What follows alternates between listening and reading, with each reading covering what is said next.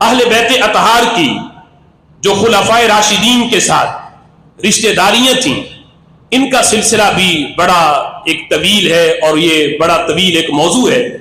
حضرت فاروق اعظم رضی اللہ تعالیٰ عنہ نے حضرت سیدہ کائنات حضرت فاطمہ زہرا رضی اللہ تعالیٰ عنہ کی صاحبزادی کے ساتھ آپ نے عقد نکاح کیا اپنے دور خلافت کے اندر، اور باقاعدہ نکاح کا پیغام بھیجا۔ حضرت مولا علی رضی اللہ تعالیٰ عنہ نے اس نکاح کے پیغام کو قبول کیا اور اپنی صاحبزادی کا نکاح آپ کے ساتھ کیا۔ آپ سے پوچھا گیا کہ عمر کا جو ہے وہ بڑا مطلب اختلاف ہے، آپ کی عمر زیادہ ہے اور ان کی کم ہے، تو آپ نے یہ عقد کیوں کیا؟